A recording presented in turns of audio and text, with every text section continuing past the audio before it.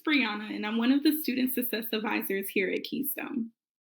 Tonight for Good Night with Kip, I'm going to be reading Pies from Nowhere, How Georgia Gilmore Sustained the Montgomery Bus Boycott by Dee Romito, illustrated by Laura Freeman.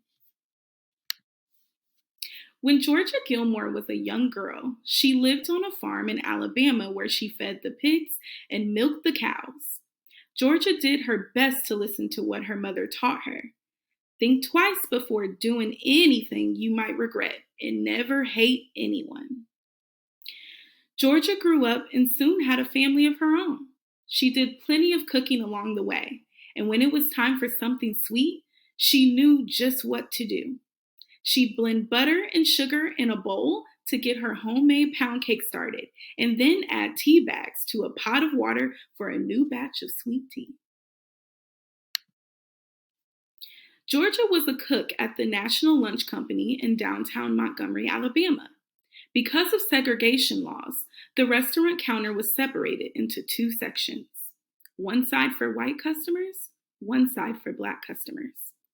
Georgia knew it was wrong, but that was the way things had always been.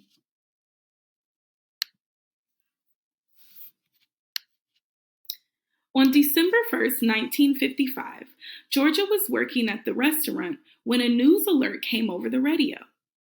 A black woman named Rosa Parks had been arrested for refusing to give up her seat on a bus to a white passenger as the law demanded. Already a civil rights activist, Rosa was tired of giving in to rules that were unjust. And she wasn't the only one. The next day, an association of black women distributed a flyer asking people to boycott public transportation on Monday. It said, "Please stay off all buses." Georgia watched as buses drove down the street one after another. Empty, empty, empty. Because she'd been treated poorly by the white drivers so many times before, Georgia hadn't ridden the buses for 2 months. Still, she wanted to be a part of the movement she saw growing.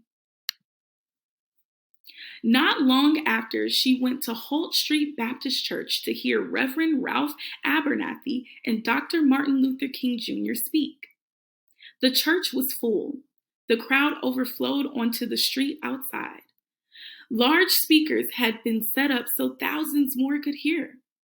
Dr. King spoke about doing good things for one another. He talked about freedom, unity. "We are determined here in Montgomery to work and fight until justice runs down like water and righteousness like a mighty stream."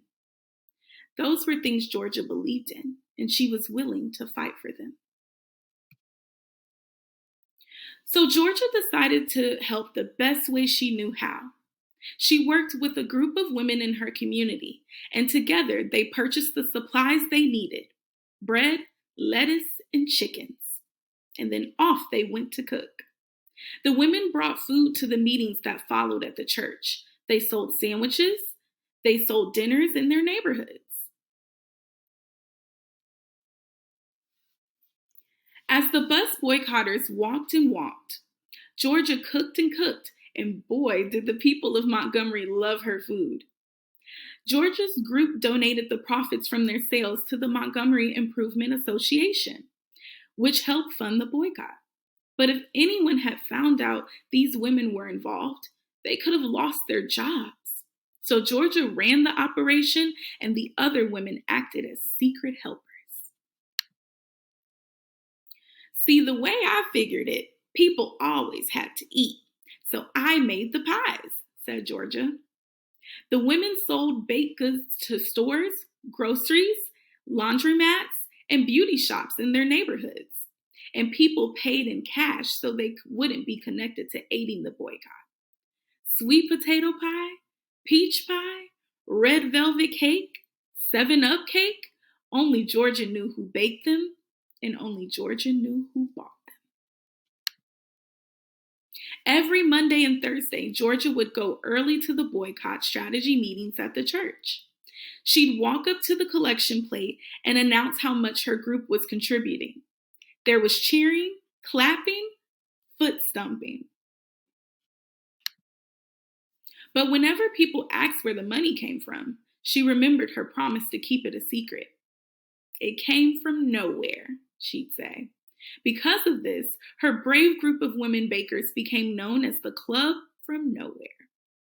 The club not only raised enough to purchase gas for the carpool system that had been set up for the boycott, but they were also able to buy station wagons to aid the effort and help get people where they needed to go.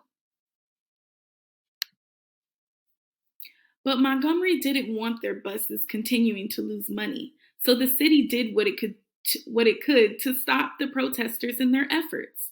Dr. King and 89 others were arrested for their roles in the boycott, and Georgia was called to speak in court about an instance when a bus driver had mistreated her. After she had already paid, the driver demanded she get off and enter the back of the bus, as Black riders were forced to do at that time.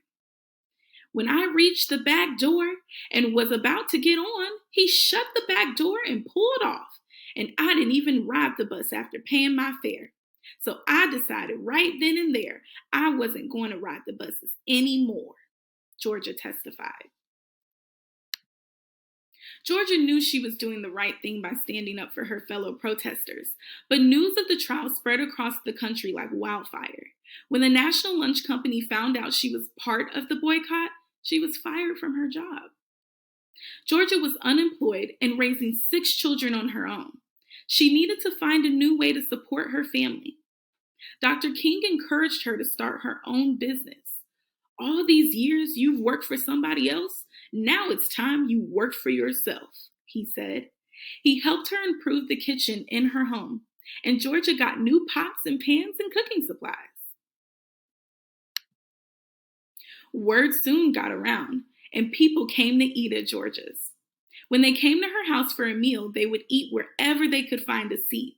And if they couldn't find a seat, they'd eat standing up. Georgia loved to talk and joke with her customers and friends. Soon enough, there were long lines to get a meal cooked by her. People ordered meals for delivery, too. Georgia was making hundreds of lunches each day. She packed up fried chicken, black-eyed peas with okra, fresh corn muffins, and apple pie, and sent her kids out to deliver them. If you were lucky, you might even get her homemade macaroni and cheese. She was providing good food for her community, but she was also bringing the people of Montgomery together, Black and white. Dr. King frequently had meals at Georgia's house. Because she was a big woman with a big personality, he lovingly called her Tiny.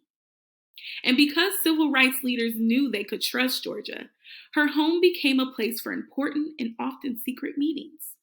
I just served them and let them talk, she'd say. On November 13th, 1956, Georgia was cooking in her kitchen listening to music on the radio when the station interrupted the song to deliver the news. The Supreme Court had declared that segregation on buses was illegal. The boycotters had won. Georgia was thrilled. People could ride the bus and sit anywhere they desired. At the next church meeting, Georgia sat in her seat and listened as Dr. King announced that the Montgomery bus boycott was a success. We didn't have to walk no more, said Georgia. Even before Martin Luther King Jr. got up there and told us it was over, we knew it was over, and we knew we had won.